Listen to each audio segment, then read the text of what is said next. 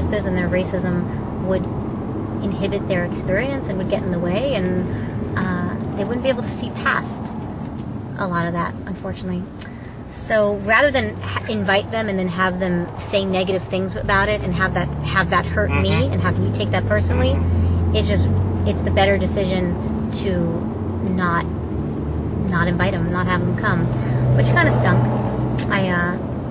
I wish that, of course, that they would be able to come and see that that's a big part of who I am. But, I'd love to just sit there and see their faces. I don't know your parents, but I just like to you feel like you know them, huh? Yeah, I'd like to sit a few rows in front of you and then just turn around and stare and look at their faces. Well, when they do the meditation for a different part of the world. I remember I went there and they did a meditation for North Korea. Yeah. So I just want to see your father's face when they say, and now we're going to do a meditation for Ghana.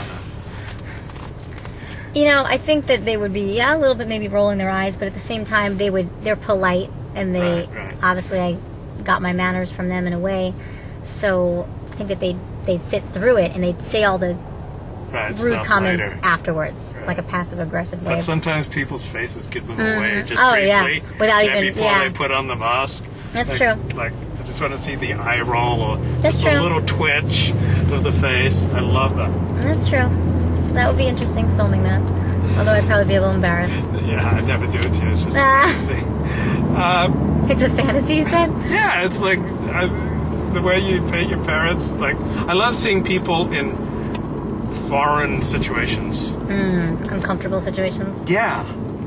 Something that's someone, I want to see a KKK member in a black church. I want to see a black man, at a KKK meeting. Or, wow. An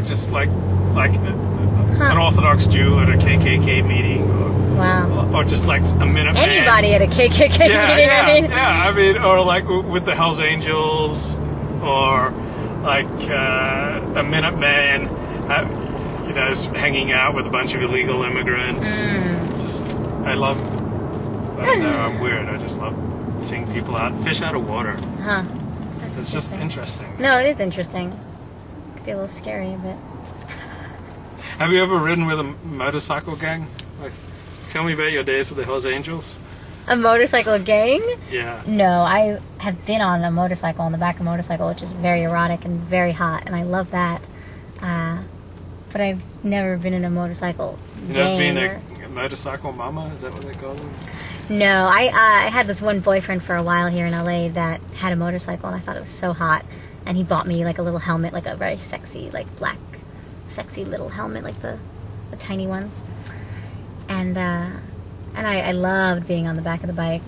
It was really a high. We made love on that bike. We had some great times on that bike. Yeah, it was really fun.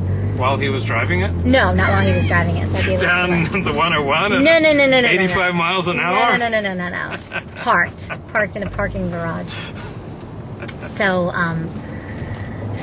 I love motorcycles, but I'm not, I don't currently have a boyfriend who has a bike, so I've actually considered in LA having a bike, because it'd be really easy to get through all this freaking traffic, and to have a bike would be really fun, but I carry so much stuff in my trunk, and especially auditioning and a yoga mat, and there's so much stuff that I just have always in my trunk.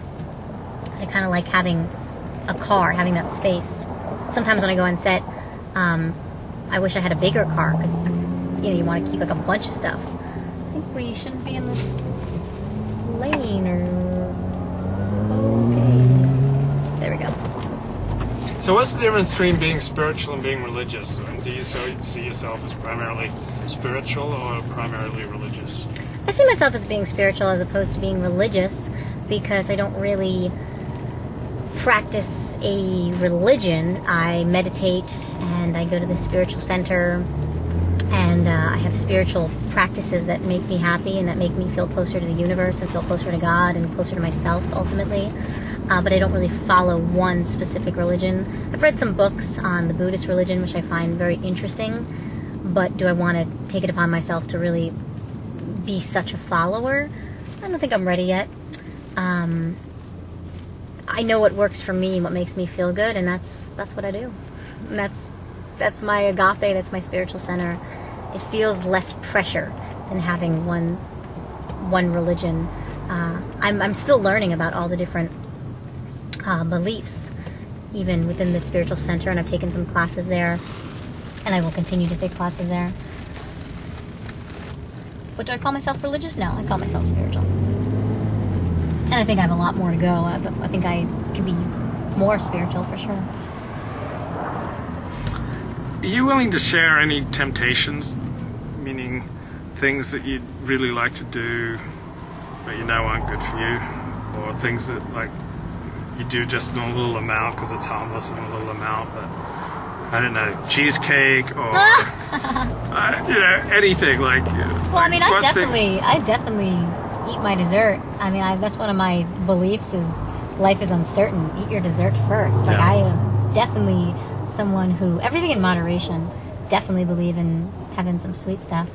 The first thing that came to mind when you said that, I would have to say would be E, the drug E, because I've never done it.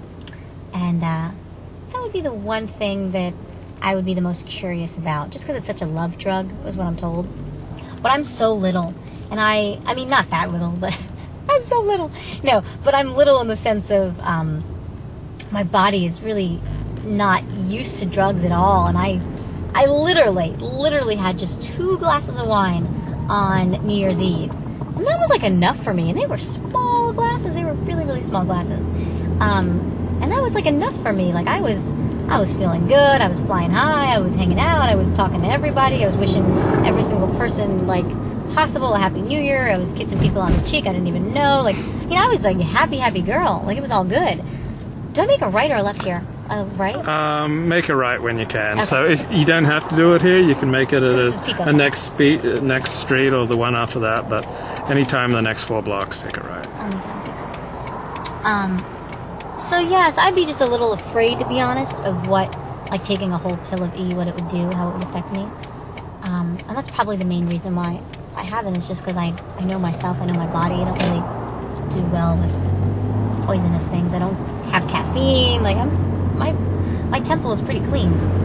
What about danger? Do you get a thrill from danger? Do you like to drive fast near steep curves, or? Depends what kind of danger we're talking about. I mean, my career is like risky. My life is like a roller coaster ride. Up and down, up and down. So I have a lot of I take a lot of risks. In life in general. Just by being an actress, it's like taking a risk. So additional, to be honest, I don't like to gamble. That's like I love my money so much, unless I'm gambling with somebody else's money. Yeah. I don't like to gamble because I work so hard for my money, and I know what I had to do for that money. I know how many hours it took on set or whatever it may be, that I'm someone that likes to like hold on to my money for as long as possible and only spend it in wise situations or things that I think are good investments. So gambling is not one of my vices or not one of my things. And neither are drugs. It was just kind of, as soon as you said that question, it was like, that was the one thing I really would be the most curious about. No other drug is really fascinating to me.